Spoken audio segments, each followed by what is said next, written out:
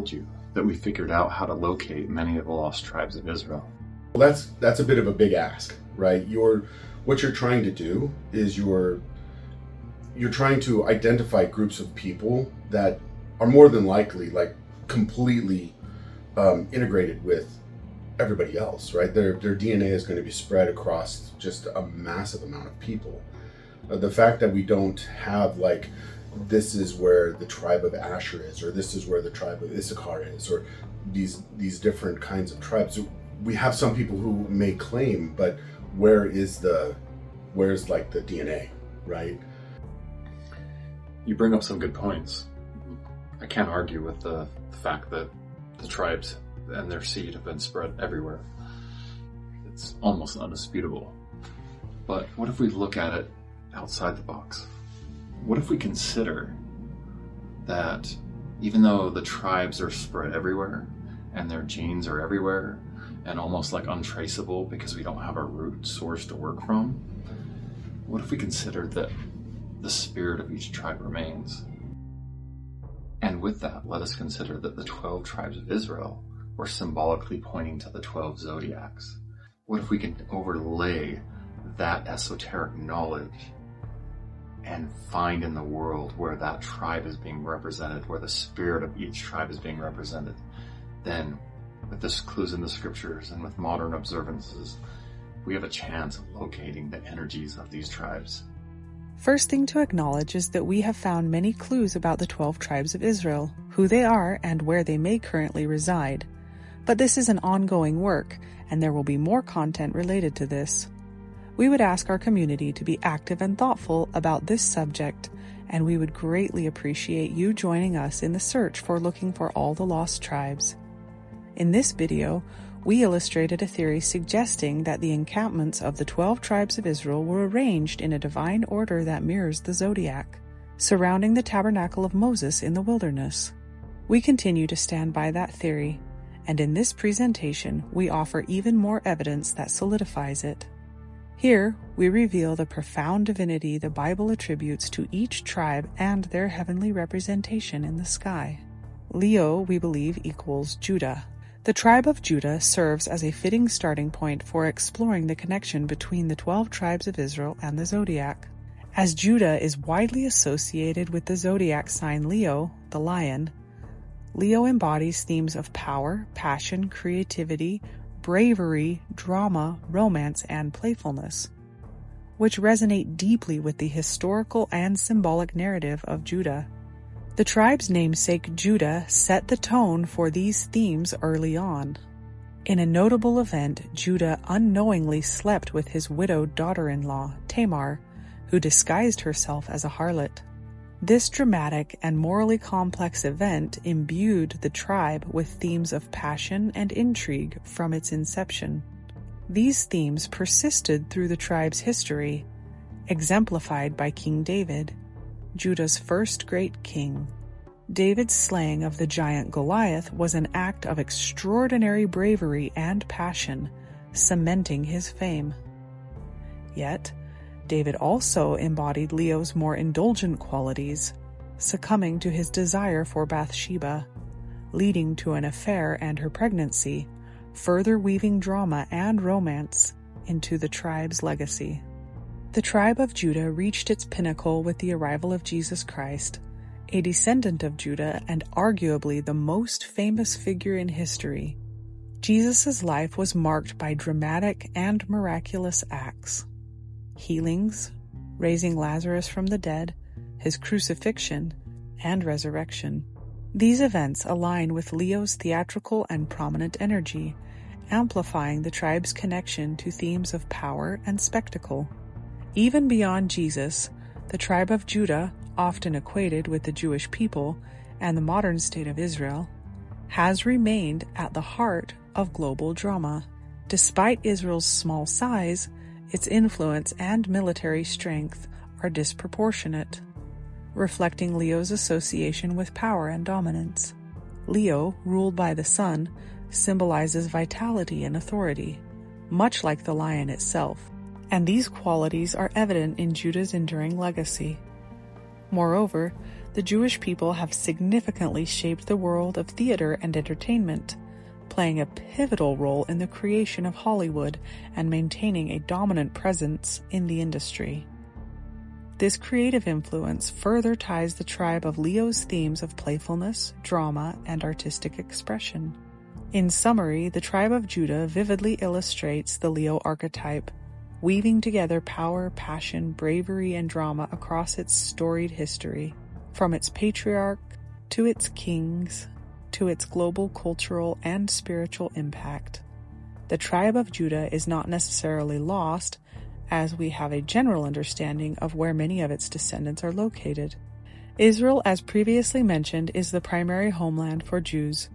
The United States also has a significant Jewish population, with the greater New York area alone home to over 1 million Jews, alongside substantial communities in Los Angeles, Chicago, and other cities. France is another country known for its vibrant Jewish community.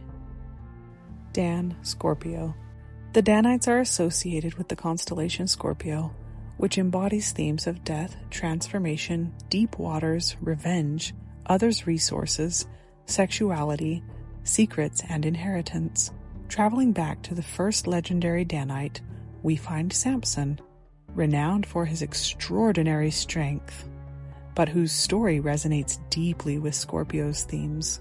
Samson's tale begins when he kills a lion with his bare hands. At a wedding, he crafts a riddle about the lion and wagers with the Philistines, stumping them. However, his bride betrays him by coaxing the riddle's secret and sharing it with her fellow Philistines, who win the bet. This betrayal marks the beginning of the end for that relationship. Seeking revenge, Samson kills other Philistines and seizes their assets to settle the wager. His vengeance escalates as he ties torches to foxes' tails, setting them loose to burn the Philistines' fields, destroying their resources. Notably, Scorpio is linked to the tail in the Zodiac, a symbol of betrayal. Notably, the asp, which also sports a tail, is the symbol of the tribe of Dan. Yet it's important to distinguish Scorpio's thematic elements from personality traits. Scorpios, like any sign, can embody positive or negative qualities. Samson's feud with the Philistine continues as he slays thousands using a donkey's jawbone. Later, he enters a passionate relationship with Delilah, who manipulates him into revealing the secret of his strength, his hair.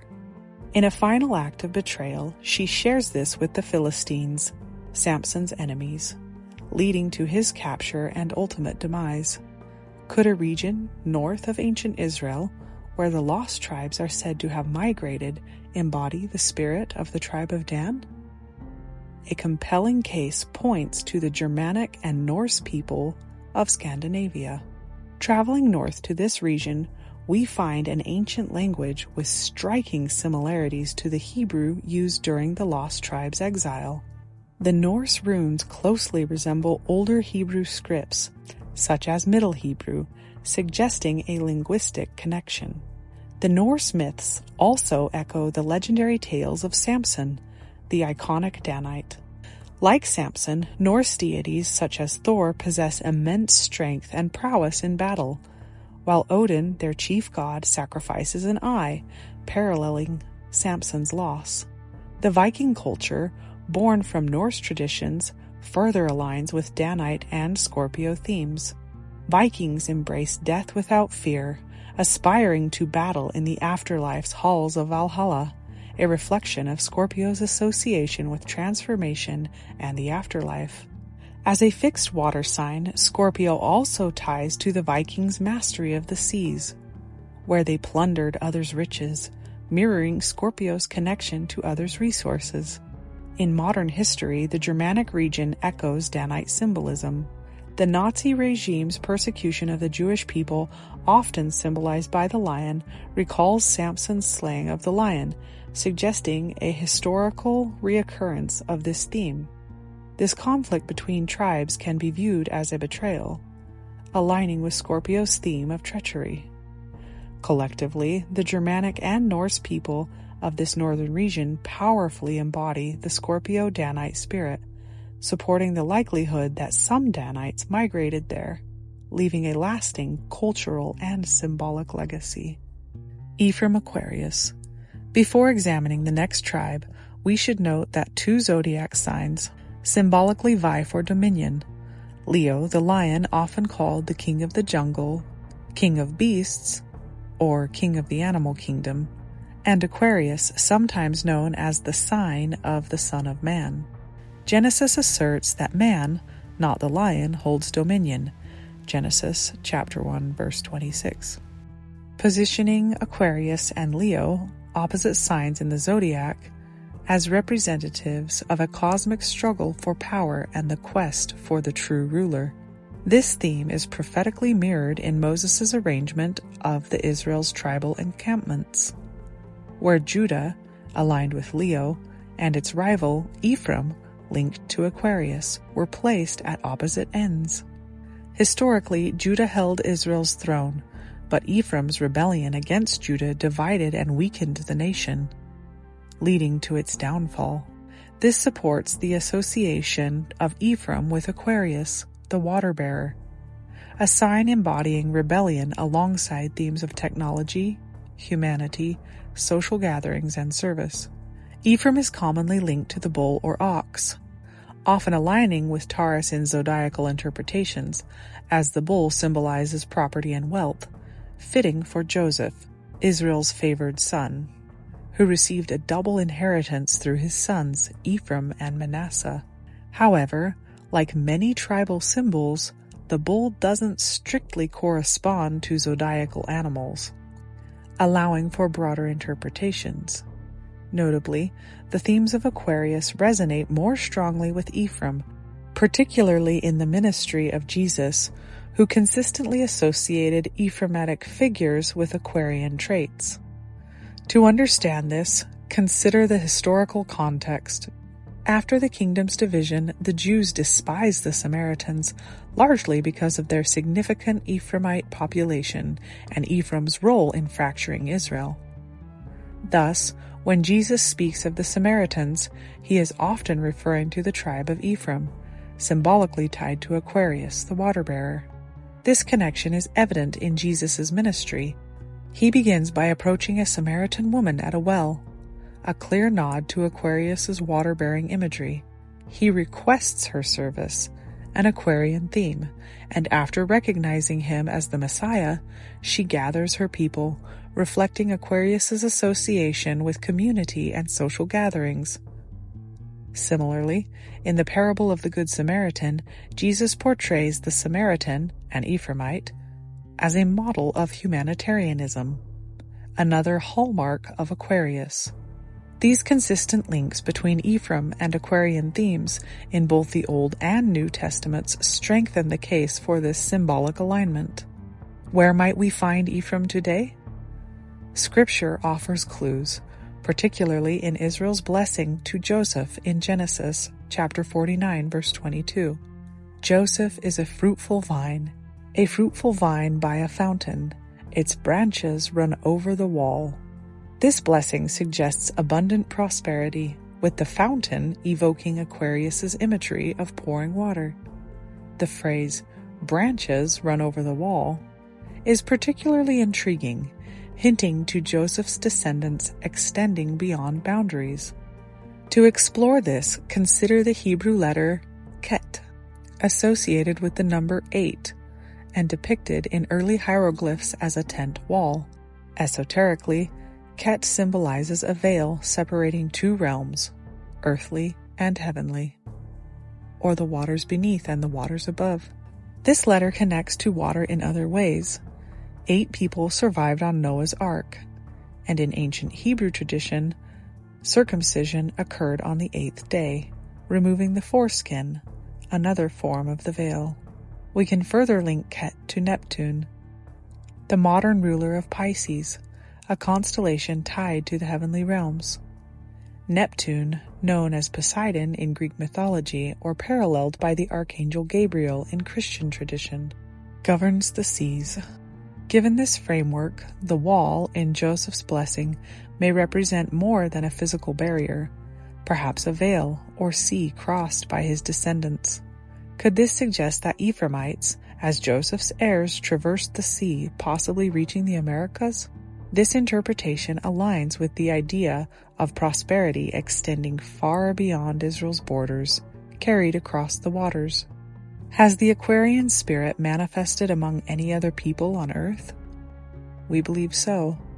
Aquarius embodies themes like the dominion of man, technology, humanitarianism, and social constructs. The United States, along with its European ancestral nations, has exemplified these traits, emerging as a military superpower over recent decades, largely due to technological advancements. An Aquarian hallmark.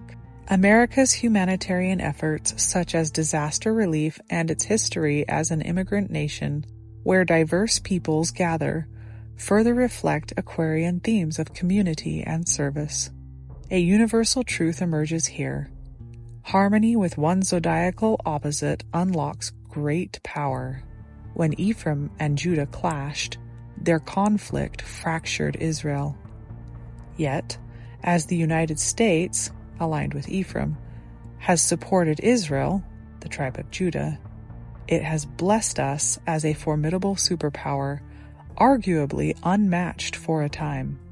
This alliance illustrates the strength found in uniting with those of different perspectives, each complementing the other's weaknesses. To those of the tribe of Ephraim, a message resonates. As Uncle Ben told Peter Parker, with great power comes great responsibility. Ephraim's rebellion once divided and weakened Israel, but now its descendants are called to mend that fracture, strengthening and gathering Israel once more. A plea to all Ephraimites listening: correct the mistakes of your ancestors and fulfill this sacred duty. Did the tribe of Manasseh, Ephraim's elder brother, also cross the seas as part of Joseph's fruitful legacy? Manasseh aligns with Capricorn, the sea goat, a sign suggesting a people capable of traversing vast waters, much like the branches over the wall in Joseph's blessing. Both Manasseh's Capricorn and Ephraim's Aquarius are ruled by Saturn, known as the Black Sun, tied to the winter solstice, a season of long nights and minimal daylight, symbolizing darkness, trials, and resilience. When European Christians settled in the early Americas, they often speculated that Native Americans were a lost tribe of Israel. This idea, part of broader Christian history, was later echoed in the Book of Mormon, which claims Israelite migration to the Americas. The book's emergence sparked division, with some few Christians accepting it, while the majority rejected it. To be clear, we have no interest in investigating Mormonism or its claims here. Our focus is the historical Christian notion, predating Mormonism, that Israelites may have reached the Americas. Exploring Manasseh's potential presence among Native Americans is complex. Their DNA primarily reflects Asian ancestry, likely from migrations across the Bering Strait. But some tribes show traces of Middle Eastern markers, such as those linked to Druze populations with possible Israelite ties, suggesting a diverse genetic heritage common among the lost tribes. To better understand Manasseh's legacy, we must ask, does the spirit of Capricorn, Manasseh's zodiacal sign, resonate with the indigenous people of the Americas? Capricorn, the cardinal earth sign of the winter solstice, embodies governance, struggle, and a deep bond with the land, symbolized by the goat that boldly airs its grievances. Native Americans reflect this energy through their profound care for the earth, taking only what is needed and fiercely opposing environmental harm, such as oil fracking or water pollution. Displaced by settlers, they voice their grievances with unmatched conviction, a hallmark of Capricorn's resolve. At the winter solstice, the sun reaches its lowest point, offering minimal light, a 0 point from which the goat climbs upward. Native Americans embody this spirit, thriving with scarce resources, preserving the land, and enduring immense hardships without wasting what is precious. Their resilience mirrors Capricorn's ascent through adversity, Similar patterns appear among African populations, some of whom claim Israelite ancestry from ancient migrations. In American history, Africans faced injustices paralleling those of Native Americans, and many continue to speak out against inequity, echoing Capricorn's theme of confronting trials. Saturn, the black sun, symbolizes these challenges, and the darker skin tones of some indigenous and African people can be seen as a cosmic reflection of Capricorn's solstice season. This is not a point of division, but a symbol of strength and powers of their tribe. We should be viewing these symbols in nature through a cosmic lens. By embracing these stories, we find unity in our differences, enriched by the wisdom each tribe offers. Together, the tribes form a fullness of light, reflected in the Zodiac's 12 houses, through which the sun journeys. We hope you've enjoyed exploring Judah, Dan, Ephraim, and Manasseh with us. Join us as we continue our quest to uncover the other lost tribes. To be continued.